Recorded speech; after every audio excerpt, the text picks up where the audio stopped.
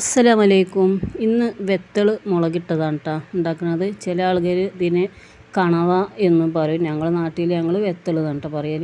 അതിന് വേണ്ടി ഞാൻ 3 വലിയ തക്കാളി, ഒരു 5 പച്ചമുളക്, 2 തണ്ട് കറിവേപ്പിൻ്റെ ഇല എടുത്തിക്കണം. അതൊക്കെ ഒന്ന് കഷ്ണങ്ങളാക്കിയതിന് ശേഷം ഈ ചട്ടിയിലേക്ക് ഒന്ന് ഇട്ട് കൊടുക്കട്ടെ കേട്ടോ. പിന്നെ ഇതിലേക്ക് തീരെ സവാള ഉപയോഗിക്കലില്ല കേട്ടോ. ഇനി ഇതിലേക്കൊരു 3 ടീസ്പൂണ് മുളകും പൊടി, 1/2 ടീസ്പൂണ് മഞ്ഞൾപ്പൊടിയാണ് എടുത്തിട്ടുള്ളത്. അതും ഈ ചട്ടിയിൽ ഇട്ട് കൊടുത്തിരിക്കണം. അതുപോലെ ഇതിലേക്ക് ആവശ്യത്തിനുള്ള ഉപ്പാണ് കേട്ടോ ഇട്ട് കൊടുക്കുന്നത്.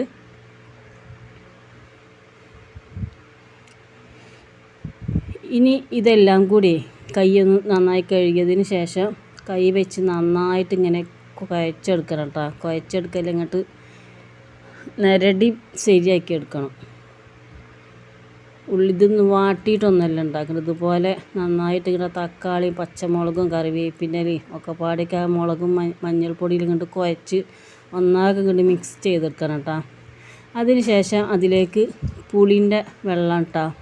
ഇതിലേക്ക് ആവശ്യത്തിനുള്ള പുളിയാണ്. ഞാനത് ഒന്ന് കുരിയൊക്കെ കളഞ്ഞ് വെച്ചതായിരുന്നു. ഇനി ഇതെല്ലാം കൂടി നന്നായിട്ടൊന്ന് ഇളക്കി യോജിപ്പിക്കാം.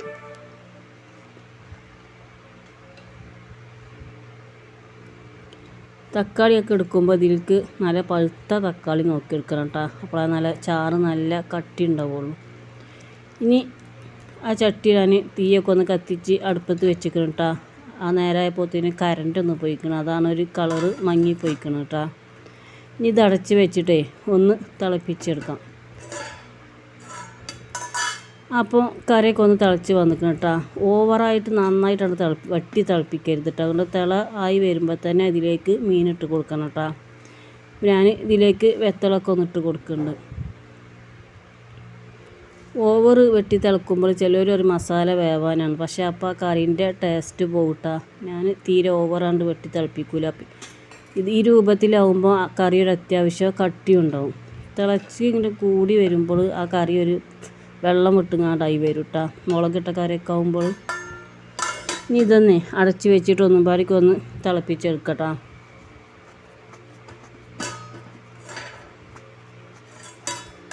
അപ്പോൾ കറിയൊക്കെ ഒന്ന് തിളച്ച് വന്നിക്കണം കേട്ടോ.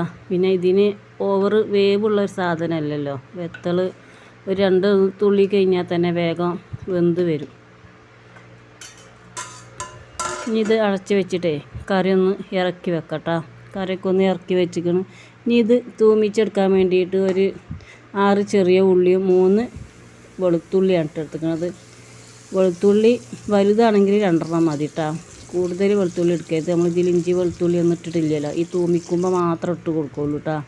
ഇനി അതിലേക്ക് വെളിച്ചെണ്ണ ഒക്കെ ഒഴിച്ച് കൊടുത്തിരിക്കുന്നത്. ആ ഉള്ളിയൊക്കെ ഒന്ന് പകുതി മൂപ്പായി വരുമ്പോൾ അതിലേക്ക് ഒരു 1/2 ടീസ്പൂണ് ഉലുവ ഇട്ട് കൊടുക്കുന്നുണ്ട് കേട്ടോ. അപ്പോൾ ഉലുവൊക്കെ ഒന്ന് പൊട്ടിയതിന് ശേഷം അതിലേക്ക് 2 തണ്ട് കറിവേപ്പിൻ്റെ ഇല ഇട്ട് കൊടുത്തിക്കണം. ഇനി ഇതൊന്നേ ആ കറിയിലേക്ക് ഒന്ന് ഒഴിച്ച് കൊടുക്കുന്നുണ്ട് കേട്ടോ.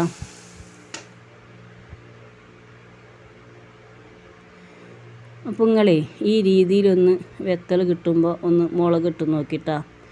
അടിപൊളി ടേസ്റ്റാണ്. നമ്മൾ ഓവർ ഉള്ളിയും തക്കാളിയും ഒന്ന് വാട്ടി കളിക്കാതെ ഈ രീതിയിലൊന്ന് ഉണ്ടാക്കി നോക്കി. അടിപൊളിയാണ് കേട്ടോ.